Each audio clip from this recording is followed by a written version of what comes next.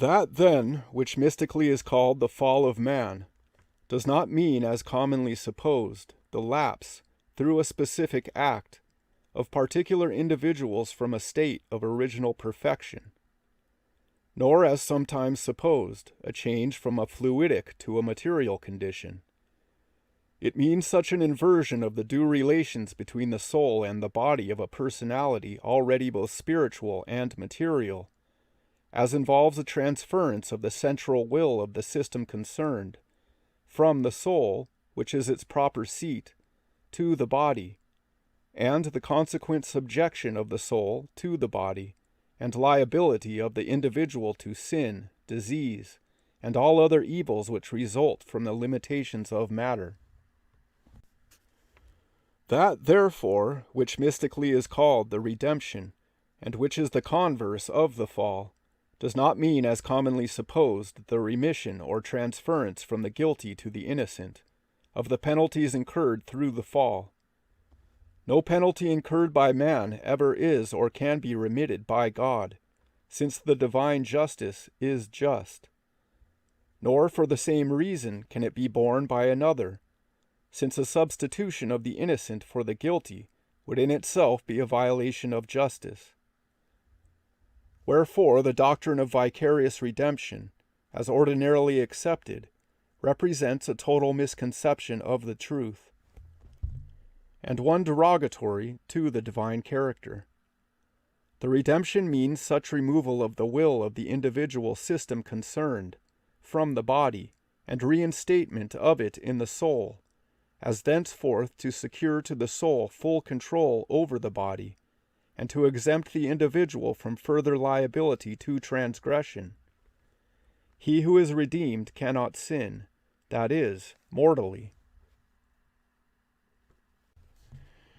It is according to the divine order of nature that the soul should control the body, for as a manifested entity man is a dual being, consisting of soul and body, and of these, in point both of duration and function, and therefore in all respects of value, the precedence belongs to the soul. For the soul is the real, permanent individual, the self, the everlasting, substantial idea, of which the body is but the temporary residence and phenomenal expression. The soul, nevertheless, has, properly speaking, no will of her own, since she is feminine and negative, and she is therefore, by her nature, bound to obey the will of some other than herself. This other can be only the spirit or the body, the within and the above, which is divine and is God, or the without and the below, which taken by itself and reduced to its last expression, is the devil. It is therefore to the spirit and soul as one that obedience is due. Hence, in making the body the seat of the will, the man revolts, not merely against the soul, but against God. And the soul, by participation, does the same. Of such revolt the consequence is disease and misery of both soul and body, with the liability ultimately to extinction of the soul as well as of the body. For the soul which persistently rejects the divine will in favor of the bodily will sins mortally, and becoming mortal, at length dies, for her life is withdrawn, and her constituents are scattered to the elements, so that, without any actual loss either of the life or of the substance of the universal existence, the individuality constituted of them perishes. The quote, man is no more. He that gathereth not with me scattereth. The result, on the other hand, of the soul's steadfast aspiration towards God, the spirit, that is, within her, and of her consequent action upon the body, is that this also becomes so permeated and suffused by the spirit as, at last, to have no will of its own, but to be in all things one with its soul and spirit, and to constitute with these one perfectly harmonious system, of which every element is under full control of the central will. It is this unification occurring within the individual which constitutes the atonement, and in him in whom it occurs, in its fullest extent, nature realizes the ideal to attain which she first came forth from God. For in the man thus redeemed, purified, and perfected in the image of God, and having in himself the power of life eternal, she herself is vindicated and glorified, and the divine wisdom is justified of her children. The process, however, is one which each individual must accomplish in and for himself. For being an interior process, consisting in self-purification, it cannot be performed from without.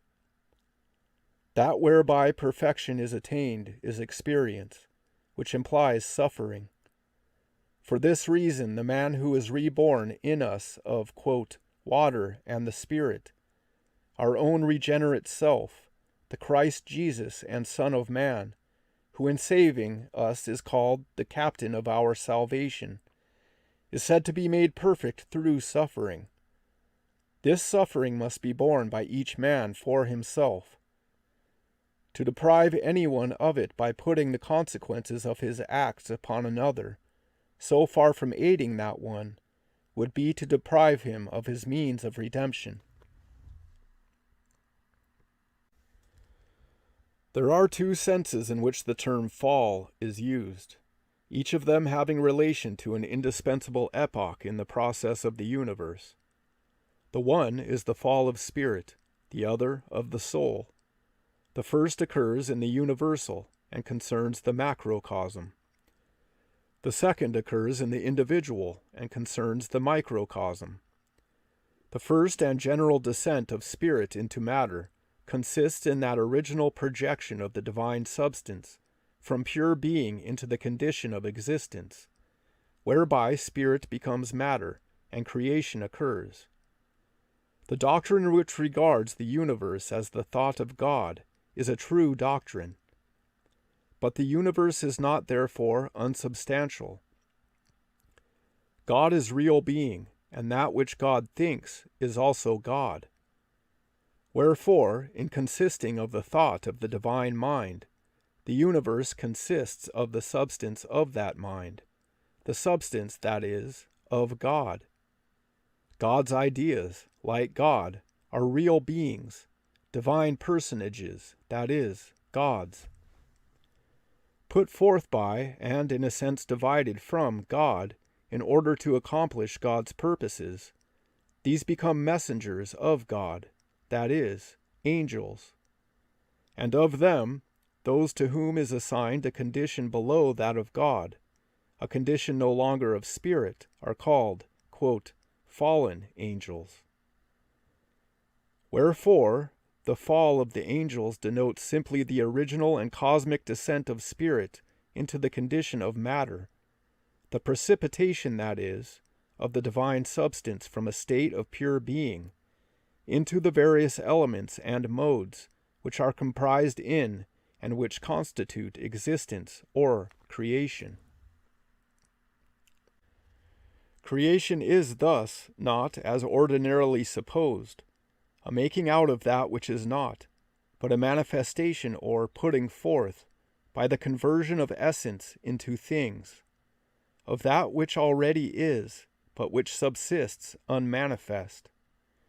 It is true that prior to such manifestation there is no thing, but this is not because there is nothing, but because before things can exist, the ideas of them must subsist. For a thing is the result of an idea, and except as such cannot exist. Thus matter, as the intensification or densification of an idea, is a mode of the divine consciousness put forth through an exercise of the divine will, and being so, it is capable, through an exercise of the divine love, of reverting to its original, unmanifest condition of spirit. The recall of the universe to this condition constitutes the final redemption or, quote, restitution of all things, and it is brought about by the operation of the divine Spirit within the whole. The redemption from the other of the two falls specified is due to the operation of the divine element within the individual, and it is of this alone that we propose to treat on this occasion. As already stated, this fall does not consist in the original investment of the soul with a material body. Such investment, or incarnation, is an integral and indispensable element in the process of the individuation of soul substance, and of its education into humanity. And until perfected, or nearly so, the body is necessary to the soul in turn as nursery, school, house of correction, and chamber of ordeal. It is true that redemption involves deliverance from the need of the body, but redemption itself is from the power of the body, and it is from its fall under the power of the body that the soul requires redemption. For it is this fall which, by involving the alienation of the individual from God, renders necessary a reconciliation or at-one-ment. And inasmuch as this can be effected only through the total renunciation of the exterior or bodily will, and the unreserved acceptance in its place of the interior or divine will, this at-one-ment constitutes the essential element of that redemption which forms the subject of the present discourse.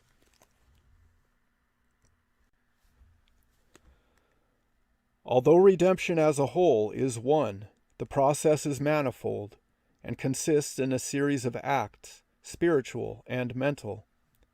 Of this series, the part wherein the individual finally surrenders his own exterior will, with all its exclusively material desires and affections, is designated the passion. And the particular act whereby this surrender is consummated and demonstrated is called the crucifixion. This crucifixion means a complete, unreserving surrender to the death, if need be, without opposition, even in desire, on the part of the natural man. Without these steps is no atonement. The man cannot become one with the Spirit within him until by his passion and crucifixion he has utterly vanquished the old Adam of his former self.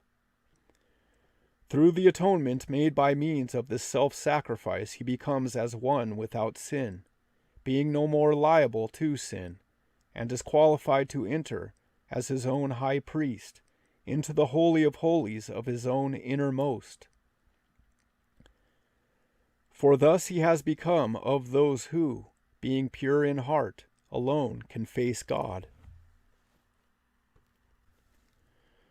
The Passion and Crucifixion have their immediate sequel in the death and burial of the self thus renounced, and these are followed by the resurrection and ascension of the true immortal man and new spiritual Adam, who by his resurrection proves himself to be, like the Christ, virgin-born, in that he is the offspring not of the soul and her traffic with matter and sense, but of the soul become immaculate, and of her spouse, the Spirit. The ascension with which the drama terminates is that of the whole man, now regenerate, to his own celestial kingdom within himself, where, made one with the Spirit, he takes his seat forever at the right hand of the Father. Although the resurrection of the man regenerate has a twofold relation, in that it sometimes affects the body, the resurrection is not of the body in any sense ordinarily supposed, nor is the body in any way the object of the process. The man, it is true, has risen from the dead, but it is from the condition of deadness in regards to things spiritual, and from among those who, being in that condition, are said to be dead in trespasses and sins. In these two respects, namely, as regards his own past self, and the world generally, he has risen from the dead. And death of this kind has no more dominion over him. And even if he have redeemed also his body, and made of it a risen body, this by no means implies the resuscitation of an actual corpse. In this sense there has been for him no death, and in this sense there is for him no resurrection. It was through misapprehension of the true doctrine, and the consequent expectation of the resurrection of the dead body, that the practice, originally symbolical and special, of embalming the corpse as a mummy became common, and that interment was substituted for the classic and far more wholesome practice of cremation. In both cases, the object was the delusive one of facilitating a resuscitation at once impossible and undesirable, seeing that, if reincarnation be needful, a soul can always obtain for itself a new body. That which constitutes the great work is not the resuscitation of the dead body, but the redemption of spirit from matter. Until man commits what mystically is called idolatry, he has no need of such redemption.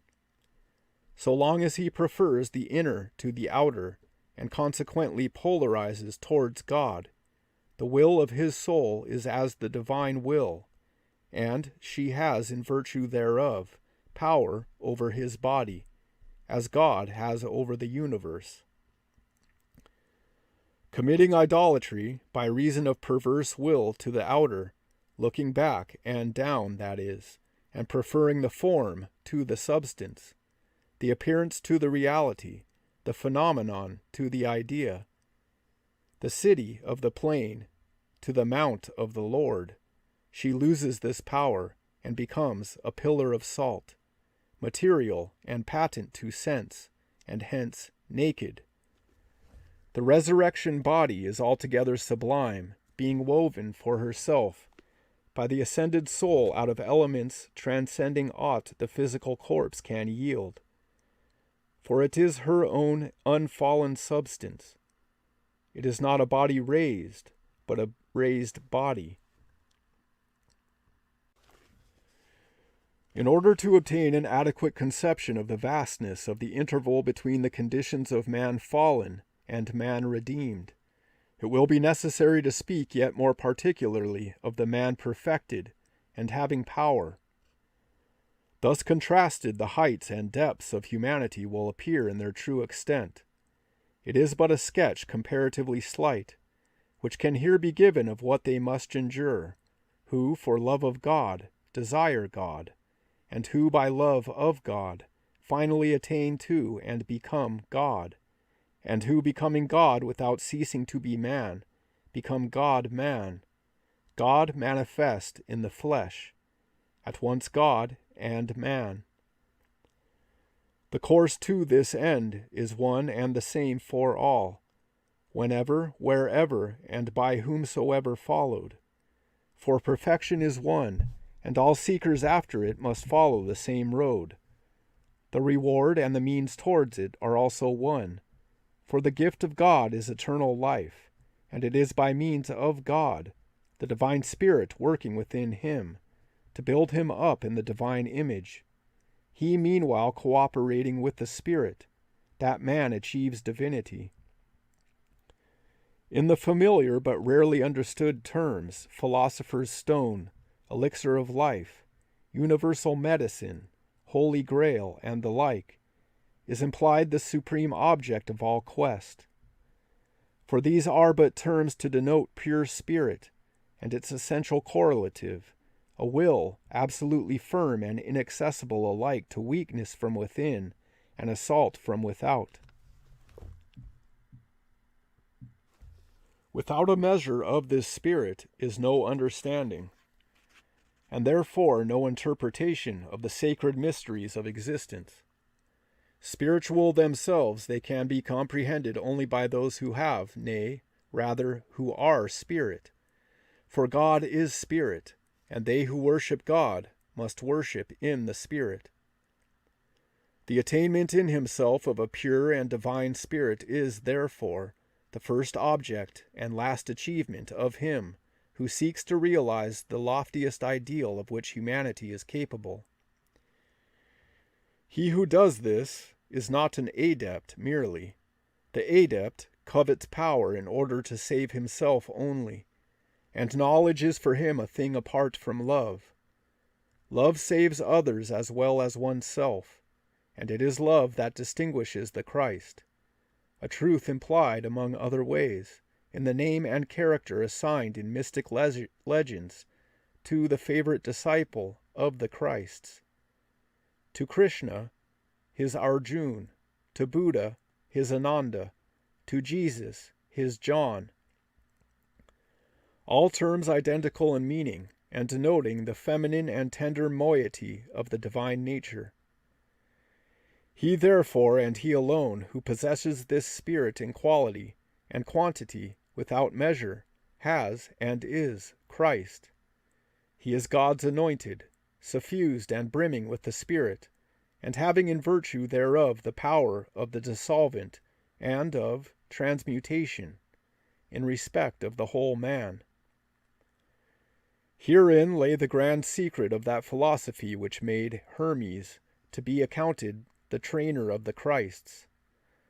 Known as the Kabbalistic philosophy, it was a philosophy, or rather a science, based on the recognition in nature of a universal substance, which man can find and affect, in virtue of which he contains within himself the seed of his own regeneration, a seed of which, duly cultured, the fruit is God, because the seed itself also is God.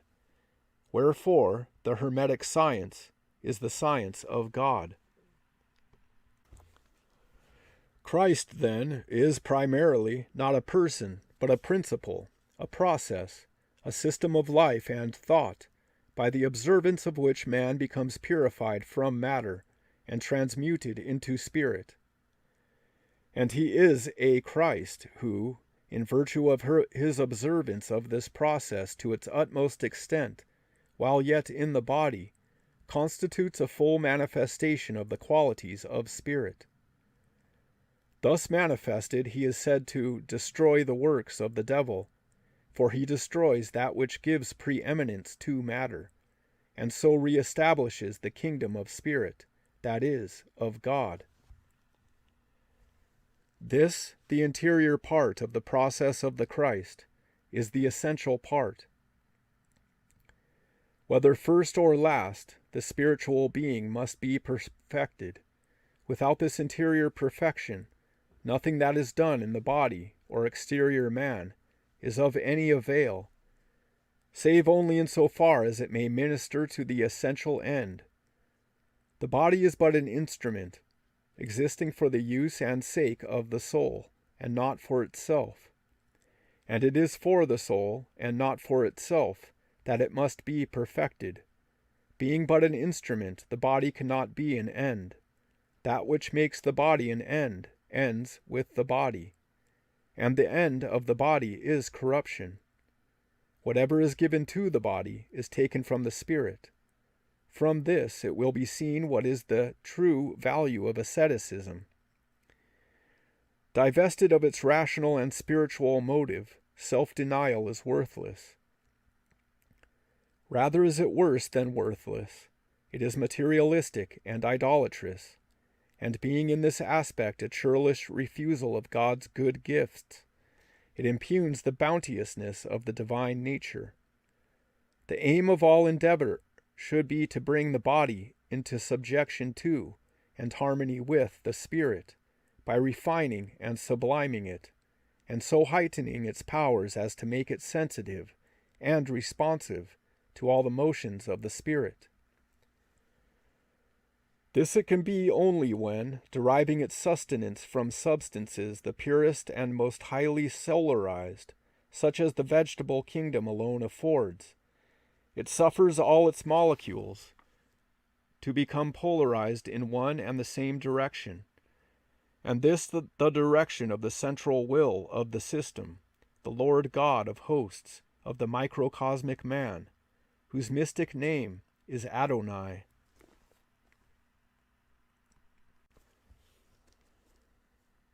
The reason of this becomes obvious when it is understood that the Christs are, above all things, Medea. But this not as ordinarily supposed, even by many who are devoted students of spiritual science. For, so far from suffering his own vivifying spirit to step aside in order that another may enter, the Christ is one who so develops, purifies, and in every way perfects his spirit, as to assimilate and make it one with the universal spirit, the God of the macrocosm, so that the God without and the God within may freely combine and mingle, making the universal the individual the universal. Thus inspired and filled with God, the soul kindles into flame, and God, identified with the man, speaks through him, making the man utter himself in the name of God. It is in his office and character as Christ, and not in his own human individuality, that the man regenerate proclaims himself, the way, the truth, and the life, the door, and the like. For in being, as has been said, the connecting link between the creature and God, the Christ truly represents the door or gate through which all ascending souls must pass to union with the divine, and save through which no man cometh unto the Father. It is not therefore in virtue of an extraneous obsessing spirit that the Christ can be termed a medium, but in virtue of the spirit itself of the man, becoming divine by means of that inward purification by the life or blood of God, which is the secret of the Christs, and doubled by union with the parent spirit of all, the Father of all spirits. This spirit it is whom the typical regenerate man of the Gospels is represented as calling the Father. It is the unmanifest God, of whom the Christ is the full manifestation. Hence he disavows for himself the authorship of his utterances, and says, "The words which I speak unto you, I speak not of myself. The Father which dwelleth in me, he doeth the works." The Christ is thus a clear glass, through which the divine glory shines, as it is written of Jesus, and we beheld his glory, the glory as of the only begotten of the Father, full of grace and truth. Now this only begotten is not mortal man at all, but he who from all eternity has been in the bosom of the Father, namely, the Word, or Logos, the Speaker, the Maker, the Manifestor, he whose mystic name, as already said, is Adonai, and of whom Christ is the counterpart. To attain to the perfection of the Christ, to polarize, that is, the divine spirit without measure, and to become a man of power and a medium for the highest, though open potentially to all, is actually and in the present open, if to any, but to few. And these are necessarily they only who, having passed through many transmigrations and advanced far on their way towards maturity, have sedulously turned their lives to the best account, by means of the steadfast development of all the higher faculties and qualities of man, and who, while not declining the experiences of the body, have made the spirit and not the body their object and aim, aspiring to redemption in himself of each plane of man's fourfold nature. The candidate for Christhood submits himself to discipline and training, the most severe at once physical, intellectual, moral, and spiritual, and rejects as valueless or pernicious whatever would fail to minister to his one end, deeming no task too onerous, no sacrifice too painful, so that he be spiritually advanced thereby. And how varied soever the means, there is one rule to which he remains constant throughout, the rule, namely, of love. The Christ he seeks is the pathway to God, and to fail in the least degree in respect of love would be to put himself back in his journey.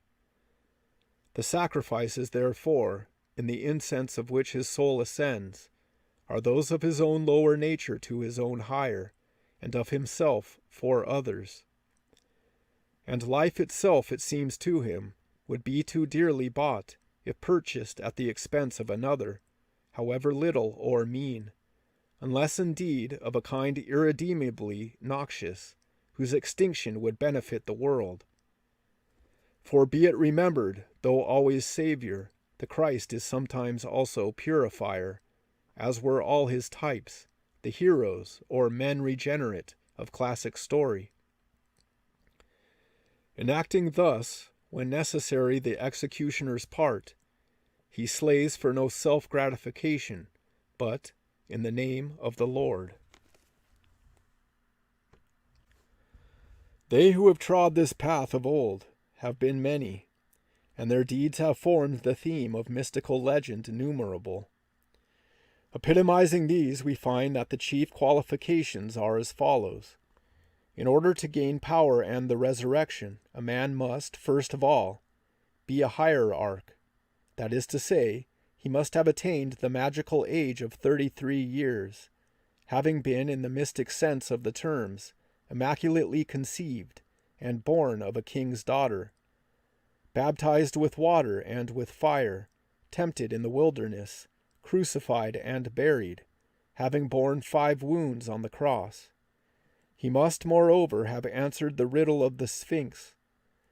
To attain the requisite age, he must have accomplished the 12 labors, symbolized in those of Hercules, and in the sign of the zodiac, passed within the 12 gates of the holy city of his own regenerative nature, overcome the 5 senses, and obtain dominion over the 4 elements. Achieving all that is implied in these terms, his warfare is accomplished, he is free of matter, and will never again have a phenomenal body. He who shall attain to this perfection must be one who is without fear and without desire, save towards God. He who has courage to be absolutely poor and absolutely chaste, to whom it is all one whether he have money or whether he have none, whether he have house and lands, or whether he be homeless, whether he have worldly reputation or whether he be an outcast. Thus is he voluntarily poor, and of the spirit of those whom it is said that they inherit the kingdom of heaven. It is not necessary that he have nothing, it is necessary only that he care for nothing. Against attacks and influences of whatever kind, and coming from whatever quarter without his own soul's kingdom, he must impregnably steel himself. If infortune be his, he must make it his fortune. If poverty, he must make it his riches. If loss, his gain. If sickness, his health. If pain, his pleasure. Evil report must be to him good report, and he must be able to rejoice when all men speak ill of him. Even death itself must account as life. Only when he has attained this equilibrium is he free. Meanwhile he makes abstinence, prayer, meditation, watchfulness, and self-restraint to be the decades of his rosary, and knowing that nothing is gained without toil or won without suffering, he acts ever on the principle that to labor is to pray, to ask is to receive, to knock is to have the door open, and so strives accordingly.